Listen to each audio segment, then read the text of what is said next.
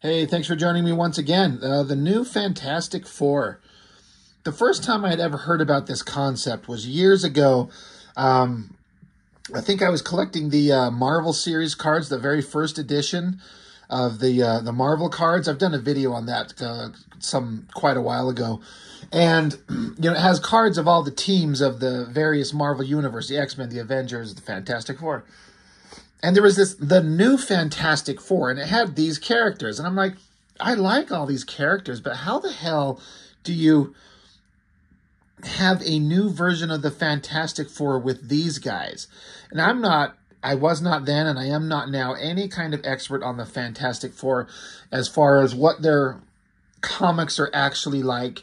I've read about them. I've heard people talk about them. I've read them in some other books, and I know the basic gist of the Fantastic Four itself, but I've never really read any, and I mean any of the books that were like solo stories by them, especially the original defining works. Isn't it the first 100 issues of Fantastic Four were Stan Lee and Jack Kirby, if I understand correctly?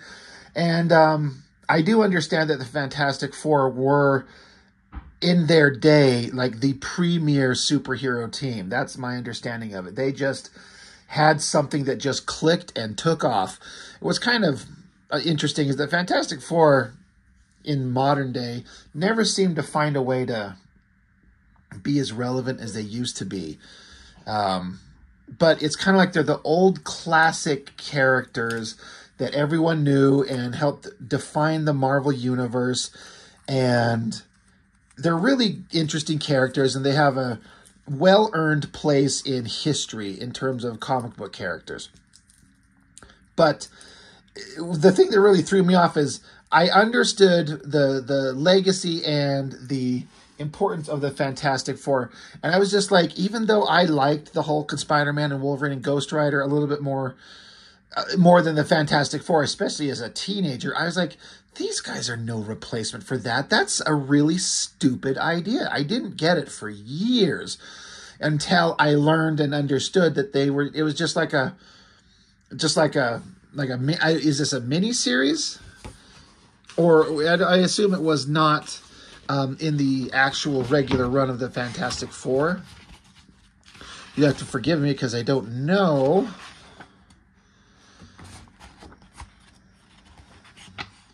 Oh, yeah, it was. I'm sorry. 347, 348, and 349.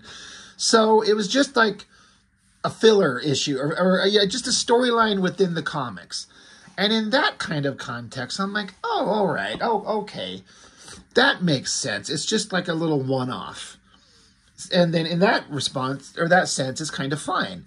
Because this is like, these guys are awesome in their own way, in their own rights. They've earned their place in the Marvel history, but they are not the Fantastic Four. But that's not the point. They're not supposed to be. I wonder what the mindset was behind the creation of the story. Was it to get all the kind of current edgy, popular, not edgy, I guess. I guess Ghost Rider kind of falls in that, and Wolverine does, but not Spider-Man, and the Hulk's an old classic character. But just some of the more popular characters of the time to have a little fill-in story. So I had never read this in real time, and this collected book I actually think belongs to my brother. I think he brought it over and we were going to review it together, and we just never got the time. But it's kind of been sitting here, and it's nice to get something else in there. It's always nice to get something with Arthur Adams on art. He is fantastic. Walter Simonson, obviously another one of those guys with a long-standing legacy of stories written and art done.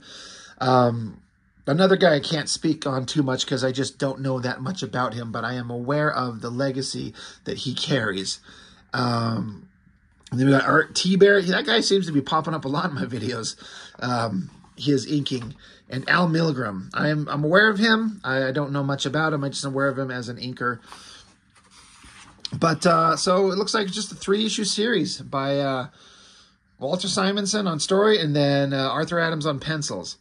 I kind of wish that I had copies of the original printed issues. I imagine they're probably on that old kind of nice newsprint. And I've talked about this several times, how those old books with that old newsprint and then the colors printed on that newsprint, something about it just looks so good. This certainly looks fine, but this is a more modern reproduction. I'm just trying to see this book first printed in 92, but it looks like the book, I'm guessing the original stories were printed in 1990, and then this is a collection from a couple years later. So it certainly looks fine, but I just wondered if I had copies of these originals, if we could see the old newsprint and the way that the art and the coloring was reproduced on that. But we start out with the alien spaceship traveling through space and sparks and all kinds of explosions going. This is something that's funny. I think I heard this on the Cartoonist Kayfabe channel back when they looked at this. And I think it was here. I could be wrong. But Arthur Adams' way of showing like electricity sparking, these little rectangular shapes sparking from kind of like arcing from a single point.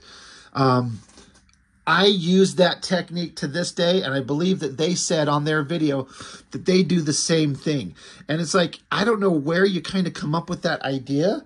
I don't know that I would have ever come up with it, but it kind of reads as like electronic sparking, and I completely use it myself.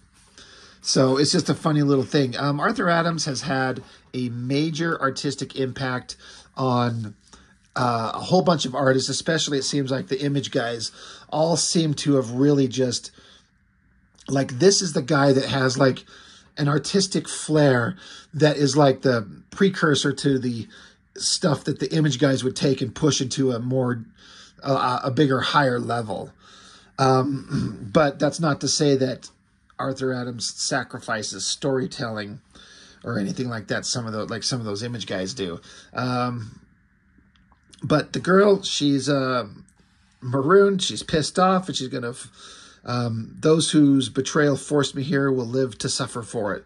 So whoever this girl is, she's gonna get him. And so she landed on Earth, right? This is where she went. It has to be. I'm sorry. I've only kind of read this the one time. Big Trouble on Little Earth. That's kind of a funny little gag to the classic Big Trouble in Little China movie. But you got Reed Richards, Sue Storm. You know, she's creating an invisible force-filled slide, and he's got his giant big rubber hand catching his kid. Kind of cute. Great perspective on this building. Arthur Adams could draw it all. He's got the skills for sure. But it's like it's picking up on stories from stuff that was going on before, where the Fantastic Four were off-world and all kinds of craziness was going on. Johnny Storm's like fascinated by this blue woman that he met off-world, and this is his wife. I didn't know that Johnny Storm was actually married. That's how little I know about the Fantastic Four in their lore up to these points.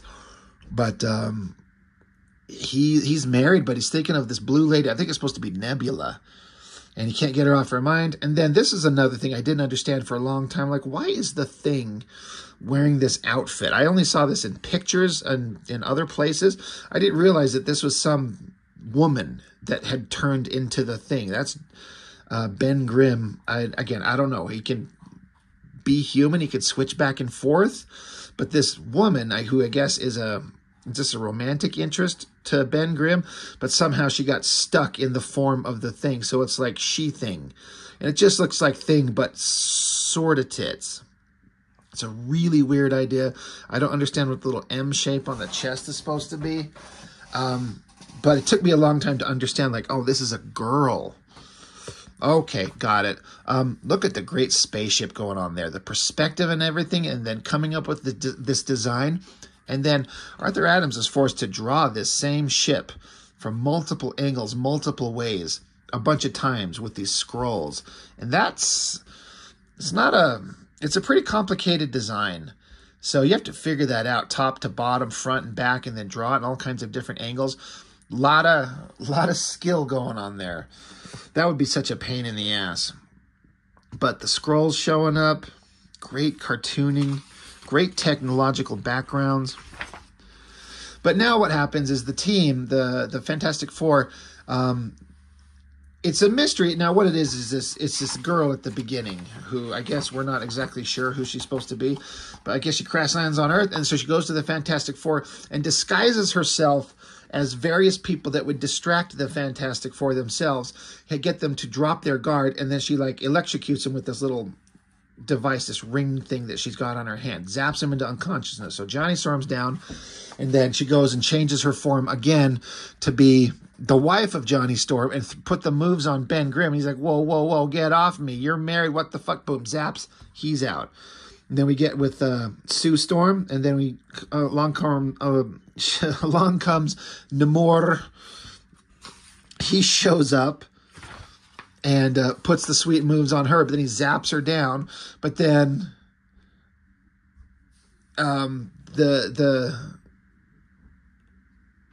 Mrs. Storm. So that's Johnny Storm's actual wife. She saw what happened, so the mysterious intruder just bitch slaps her. Now there's blood everywhere. So now the stranger disguises itself as Ben Grimm and goes to She-Thing. And since he's saying, I don't think my little zapper could work on the hide of the thing, so he gives him poison tea, knocks him unconscious. So they're taking out the entire team. Reed Richards, there he is. He's like working on something, welding something. Again, we got those little square-shaped electrical kind of shock designs. Really good. And then, so now the intruder is in the form of Sue Storm, comes up to Reed Richards, tries to zap him, but I guess his rubber body kind of makes him somewhat resistant to it.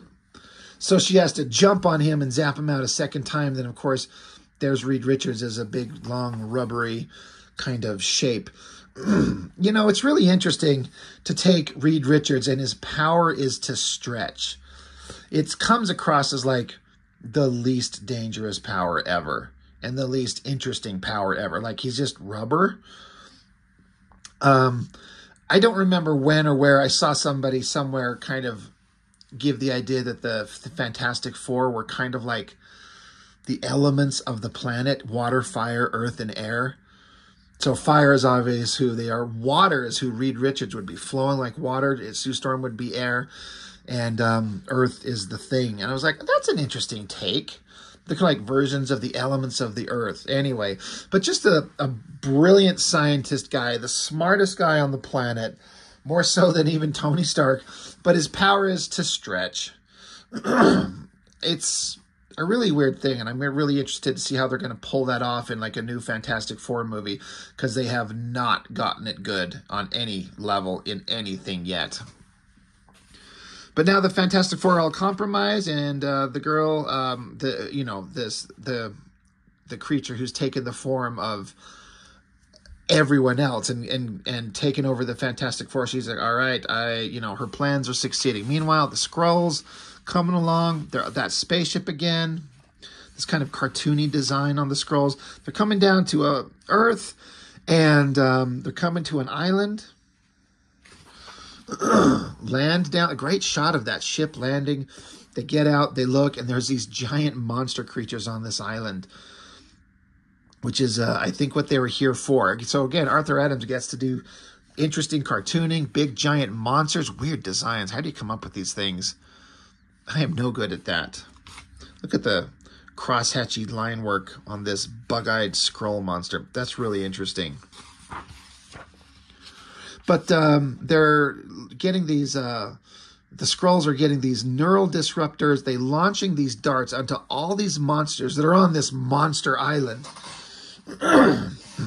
And then these darts are going to affect these monsters to, they're programming them to maximum ferocity level and to send them out across the planet to start smashing up human cities. So it's like a Godzilla movie, which is awesome.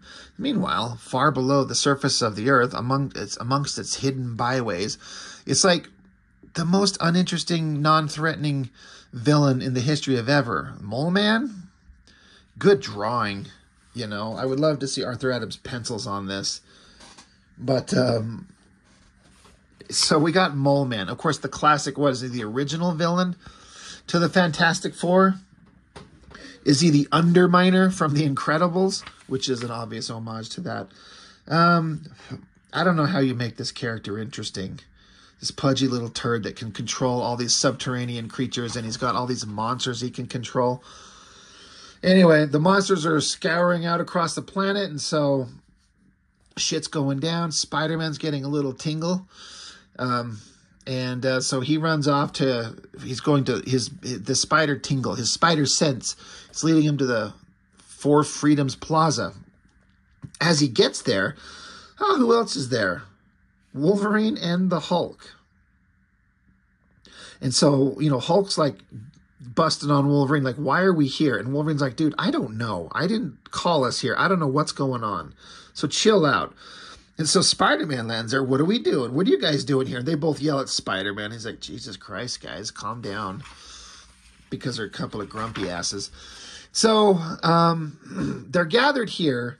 And one of the guys from the Four Freedoms Plaza is like, hey, we were told that there'd be 4 of you showing up. You got to go up to the top level and meet up with, Mrs. Richards. And they're like, 4? What are you talking about? There's only 3 of us. Now, I thought this was one of the coolest things. I don't know if this was a Walter Simonson idea in the script or Arthur Adams come up with this, but they're like, what do you mean 4? There's only 3 of us. Boom. In the distance comes Ghost Rider. And this little panel of him coming up, and then he goes zipping by him, and then he runs along the ground and then just bounces up, angles up, and rockets going up the building, just taking off. That is so damn neat. I mean, that is just really fantastic. What a great introduction to Ghost Rider. Ghost Rider, I imagine, has to be a really hard character to write because like he's the spirit of vengeance, like a demon from hell. And how do you give it depth and personality outside of just being an alternate form the human guy takes to exact vengeance on creatures? How do you sit down and have a meaningful conversation with a flaming skeleton? You can't. In the same way you can talk to the Hulk or Spider-Man or Wolverine. So Ghost Rider, I feel like, is a tricky character. He's an amazing visual, but what a tricky character. But anyway, they're like, all right, well, we need to get up to the top floor, go talk to Sue Richards. Ghost Rider's on his way. So Hulk's like, well, fuck that. He's not going to beat me. So Spider-Man's like, okay, well, I'm going to follow right behind you. And Wolverine's like, well, shit. So he's got to take the elevator up, get there slowly. By the time they get up there, Ms. Sue Richards is saying, I'm so glad you guys are here. I need help. You guys need to, we were attacked. And she takes him to a room and shows, deceivingly, that the Fantastic Four are all dead. There's the Thing, there's Reed Richards and his stretchy body flopped around. They're all dead. And they're like, holy shit, this is impossible. Spider-Man's like, my spider sense is tingling like crazy. So his little precognition ability is telling him that something's wrong. But it's probably trying to tell him that don't trust this girl. But he's thinking clearly, obviously, that this is what's setting it off. And that would make sense. So she's like, the Fantastic Four have always known that their lives were made to be on the line, but we make this choice. But before he died, Reed warned me of a terrible threat against humanity. The enemy has caused the great beasts of the earth to rise up against mankind. So all these monsters are going out. So it's a Godzilla movie. And so she's sending him on a mission to find something. She gives him this device to find it. And she's like, I need your help. And they're like, well, all right. Looks like we're the new Fantastic Four. So this is the end of the first issue. This is the setup. It's kind of interesting, I guess. But as the story goes along, I felt like the whole thing it's just kind of like a silly, fun adventure. It's not one of these things that's so dramatic and so serious. It's just kind of a goofy story. It wasn't my favorite. It's certainly fine. I'm more interested in the Arthur Adams artwork. But overall, I thought the story was just kind of silly. But a fun little 3-issue adventure in the middle of the Fantastic Four where the team is presumed dead. We got to put all these other heroes in their place and send them on an adventure to do the bidding of the invader here who's in disguise as Sue Richards. So they jump into one of the Fantastic Four vehicles, and it's just one of these funny things Hulk is flying, and Ghost Rider's just riding like little sidecar bitch. It's just so funny, his little flaming head just sitting here, just taking an extra ride. Where's his motorcycle? Like, can he just manifest it anywhere he wants? It's just gone? I don't know. It's just kind of recapping the first issue, telling, you know, anybody who just joined the comic for the first time in issue 2 what happened in the setup. So the team are off to go look for these devices that could help stop the monsters, but it's all a ploy to find something that this character wants. So lots of talking to herself, you know, monologuing, but out loud so we can see what's going on. They get to Monster Isle. There's the Skrulls, that spaceship again. So we get to the Skrulls, and now Mole Man is getting involved in this. Good lighting on that drawing there. And so the Mole Man sees, he's like, what's this? He's not even human. He's an alien on my island, disturbing my monsters. I'm not surprised. Only the most abysmal ignorance could excuse such unbelievable effrontery. Jesus Lord, that's some writing. But no matter, even aliens must learn the folly of attacking those who live under the protection of Mole Man. So he tells this giant monster that's with them, fetch. So that's kind of funny. Meanwhile, evil imposter lady's got the Fantastic Four tied up in a manner where if they wake up and start struggling, they'll start like choking out other members because the lines go tight, and it'll start choking them out, and then locks them in an elevator and drops it to the bottom of a shaft to leave them locked away and bound up. So that's pretty messed up.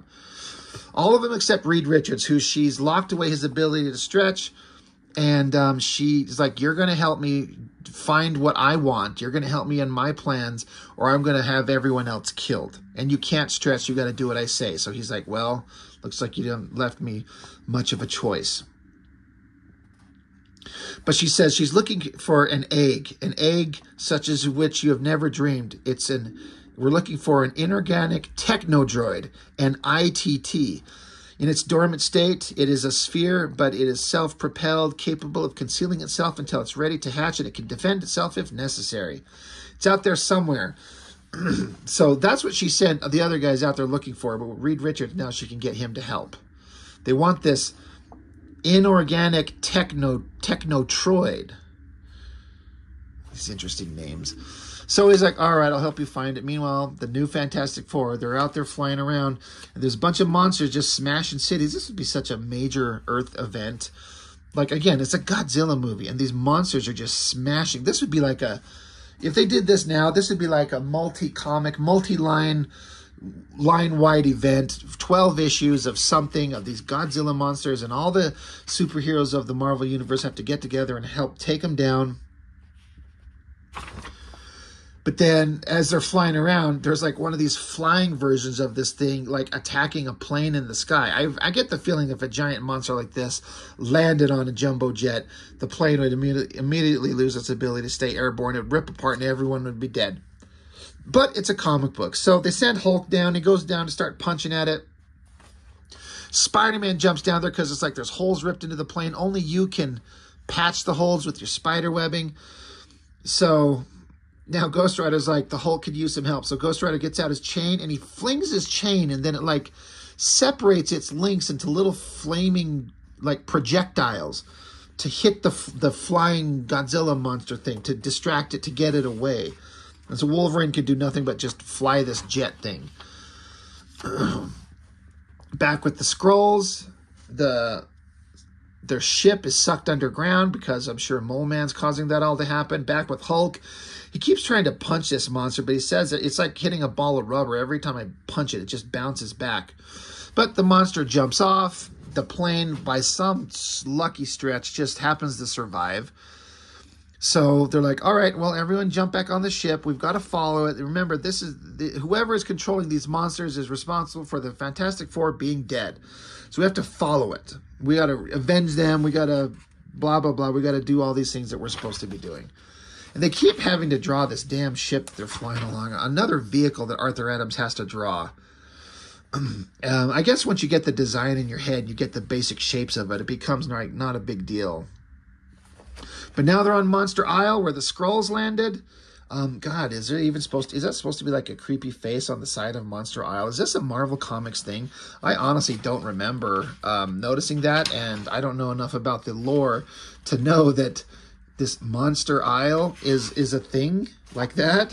Somebody will have to tell me who knows the actual history of this stuff better than I do.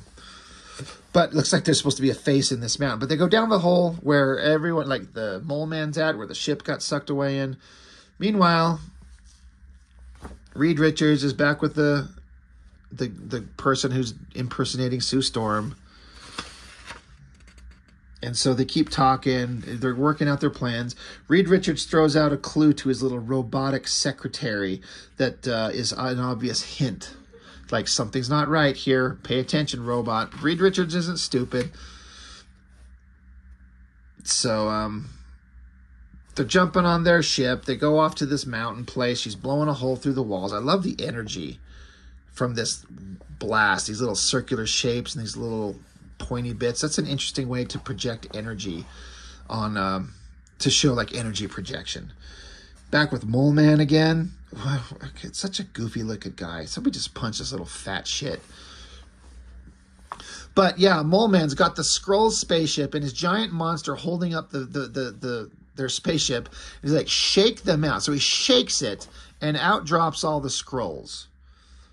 And Mole Man's like, why are you here and why are you fooling around with my monsters that you've sent out across the world? He wants to know why. He's got a little laser staff. Somebody just go up and kick him in the nuts. Meanwhile, here comes the new Fantastic Four. Spider-Man, Ghost Rider, Wolverine, Hulk. They're showing up. And the dummy Hulk, he like runs into the foot of the monster holding the ship. So I guess he just happened upon this thing. They couldn't hear a giant monster stomping around. And the giant monster lifts its foot up and stomps right on the Hulk's toe. Little squinty eyes and a screaming face because it hurt him. That's kind of funny. But again, it's kind of a goofy story. You know, I don't mind a story interjecting some humor like that. It's just kind of silly. So Hulk starts punching at it. Wolverine, who's been essentially useless for 1.5 issues, doing nothing really. He gets out his claws and stabs the creature because it grabbed Hulk and was holding him down. So now that Wolverine stabs it, you know, causes enough pain for them to release the Hulk. Now it's the Mole Man and all the Subterraneans. And they're like, what is the meaning of this intrusion? And it's just... So now there's a million different things going on. What a pain in the ass to draw, like, endless subterranean horde creatures in the background. And the colors just like, fuck your colors. I'm just going to draw them this, like, yellow color. I ain't going to color all that in. What a pain in the ass that would be. But, so they find out that the Mole Man has the Skrulls. And they go along, and there's only 4 of them. There's supposed to be 5 of them. And again, getting back into the goofy shit, like this one Skrull's doing like a whistling sound, like a whistling thing. Like he's like, doo-doo-doo, I don't know what you're talking about. I don't know where number 5 is. We don't know anything. So Hulk and Wolverine are like, yeah, they're Skrulls. And there's no other way in or out.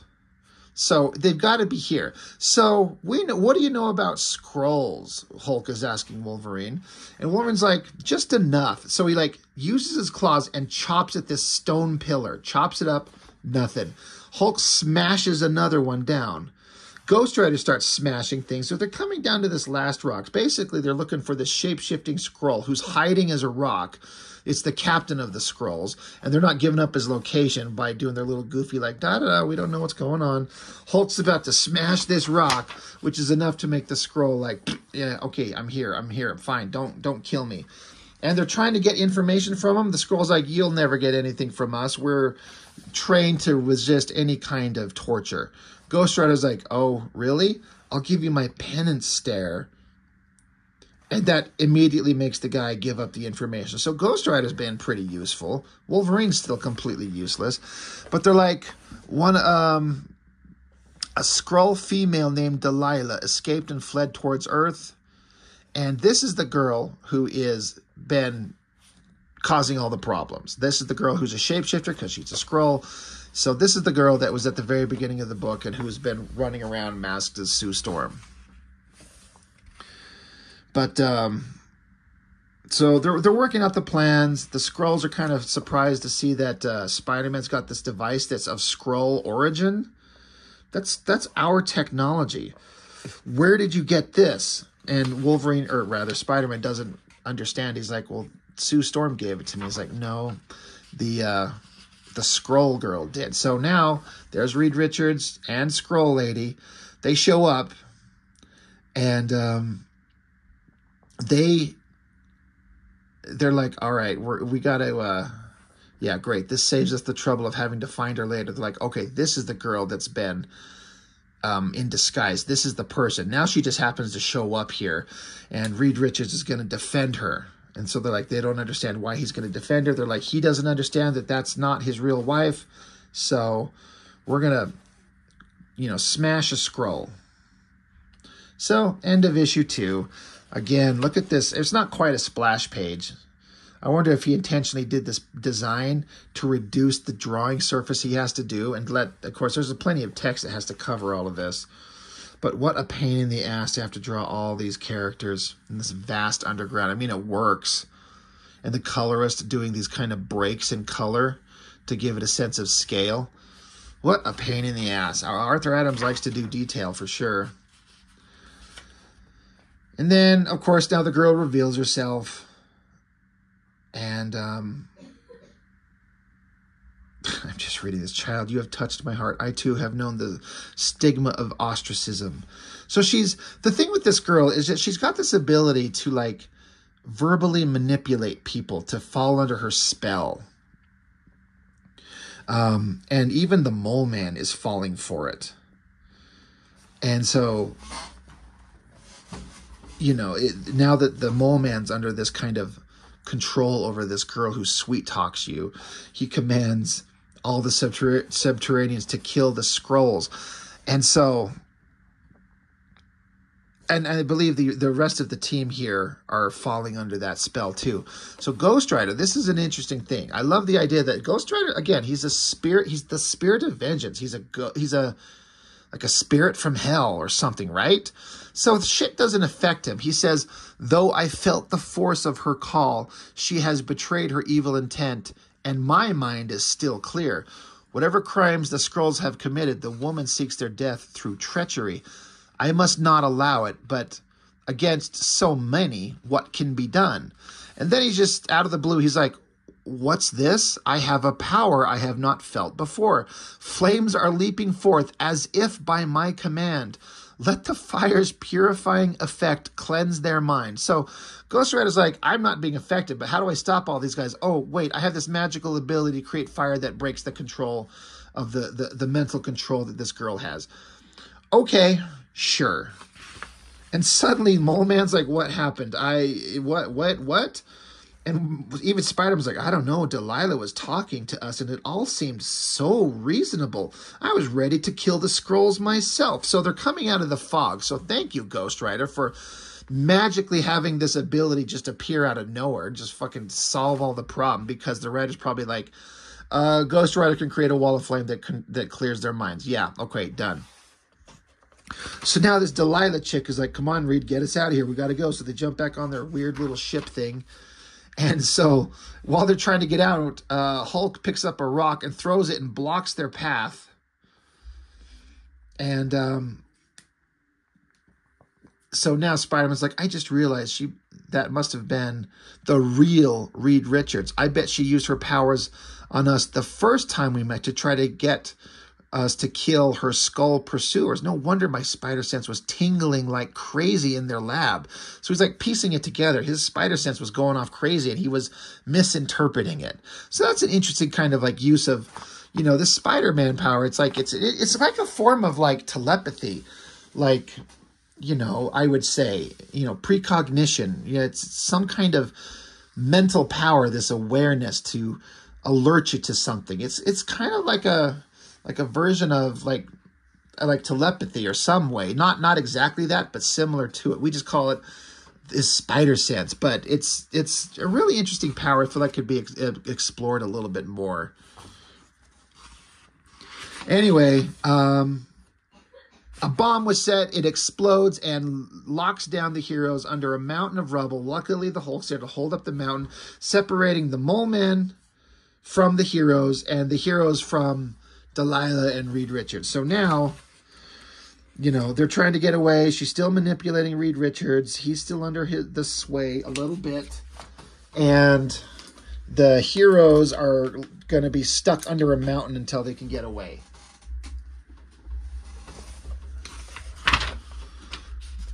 So, of course, she's going to make out with him.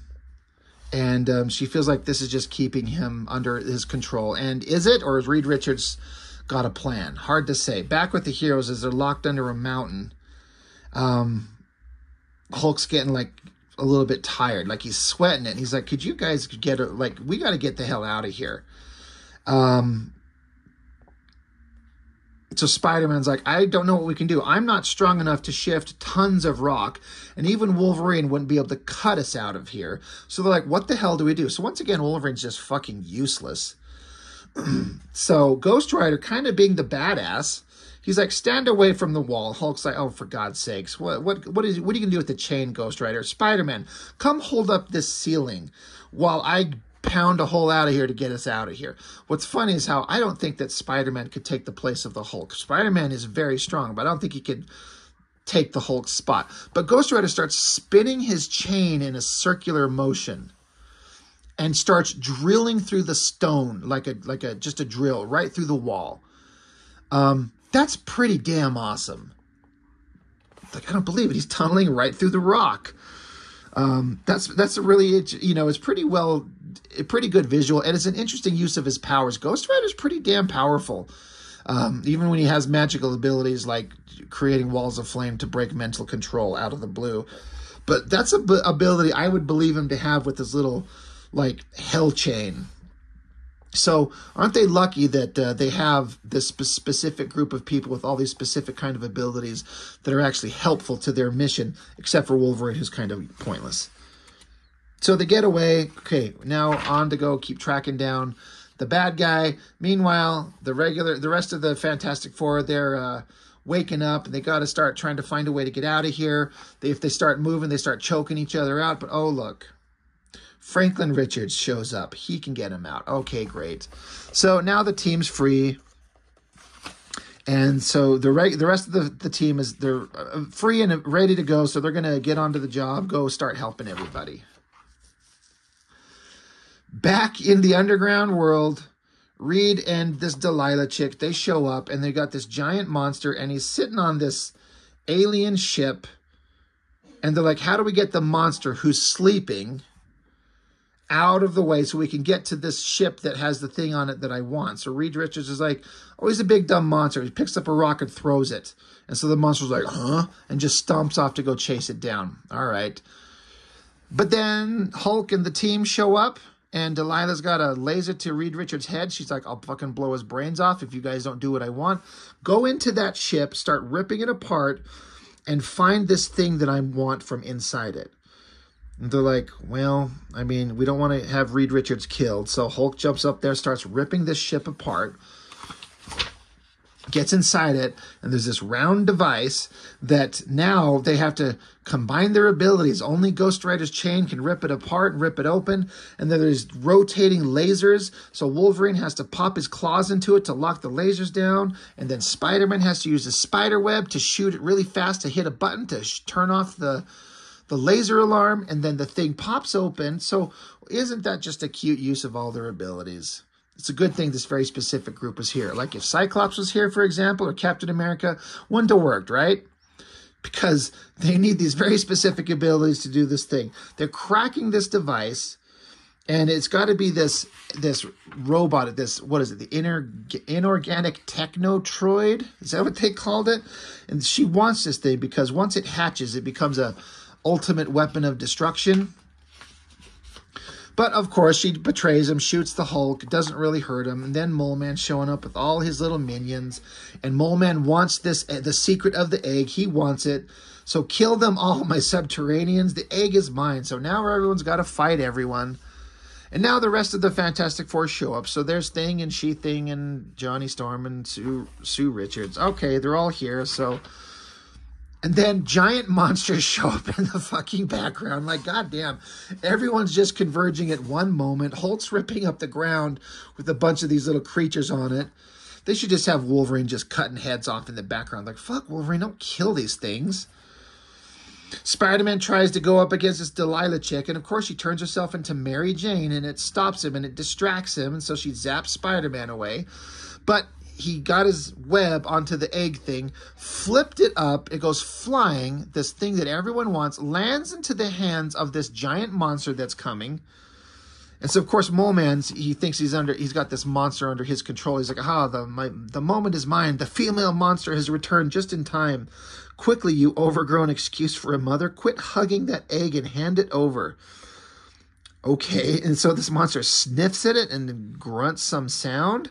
So Mole Man's like, what? You would defy the wishes of your master? Seize her and take the egg. So everything's just gone kind of insane. So, yeah, so these are two different types of monsters, but then this third monster shows up, and then a fourth monster shows up. He's like, it's the female creature's mate. He's angry. He's attacking everyone. Like, oh my God, what the hell is going on? Meanwhile, the Skrulls are doing whatever. They're like, the inorganic Technotroid are the Empress's ultimate bodyguards. They are birthed in chambers, and when she is alone, as they are imprinted by the first living thing they see, and they will live to serve her until they are recycled. So this death machine that is now being held by this female monster, like, okay, where is this going? So they look up, and then the egg thing cracks itself, and it's this 3-armed robotic monster thing, which is kind of an interesting design. But it imprints on the first living thing it sees. It's this giant monster. So it's like, huh? And the robot's like, huh? And the Skrulls are like, by the favor of the Empress, the Technotroid is imprinting on the monster. Like, no, it can't be. It's too late. I've been robbed. So this whole thing has just become kind of silly. And then I guess at some point, I think the Skrulls were saying that, oh yeah, they have a bomb that they're going to blow up. So the Technotroid, I guess the female mother monster knows about it, so she points at the Skrull. So the robot grabs the Skrull and starts digging a hole into the ground till it goes really deep. Boom, the bomb blows up. But then the Technotroid shows back up, and then the mother monster is like, ooh, cuckoo, and the baby monster is like, ooga boo boo cuckoo. I'm not making those up. That's really the sounds that they put in these creatures' voices. So it's like female monster Godzilla creature is happy because it's got a new robot baby, and robot baby is now acting like a little robot infant to the monster. This is ridiculous. I guess it's supposed to be lighthearted, silly fun. It's not supposed to be overdone dramatic shit, but oh my God, this thing is just ridiculously, like, this is not where I thought this comic was going. But yeah, so now that this Delilah chick, who I guess she's still in the form of Mary Jane here from Fooling Spider-Man, she turns herself back into Sue Richards and gives him his ability to stretch again. And it's like, if you'll get, as a show of good faith, I'll release it. You can have your powers back, but get me out of here. You love me, don't you? So then you got Reed Richards like wrapping his little rubber arms around her and making out with her. And they're like, oh my God, is this really happened? Stretcho, are you really making out with a bad guy? And so Delilah's like, yes, he's mine forever. And so she puts her hand up. It was supposed to have that ring on that she's been using to do, it's just like a solution to everything in the story, to knock people unconscious, just a super laser beam. But we find out she doesn't have it anymore. Why? Well, when Reed Richards was making out with her, it was a distraction to take it off of her, and then he decks her, knocks her the fuck out. And he's like, babe, I'm sorry I had to make out with her, but I had to just get this device off her. It was just a distraction. He's like, I love you, darling. From the first time we met, I always have, I always will. And of course, thing literally says, disgust to Peyton. It's so stupid. And Delilah, she's like, they've forgotten me, but they'll pay. In a moment, Reed Richards will kill his own wife. So I guess she's going to use her mental manipulation powers again. But Ghost Rider's like, hey, fucking you green little lizard bitch. He gives her the penance stare. Boom. And now she feels the pain of all the evil things she's ever done.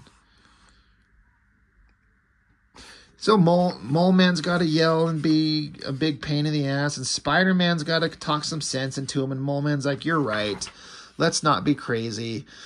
And then it just cuts to, of all fucking things, yeah, Mole Man's like, my minions and I will guide you back to the surface with dispatch. Let's get you out of here.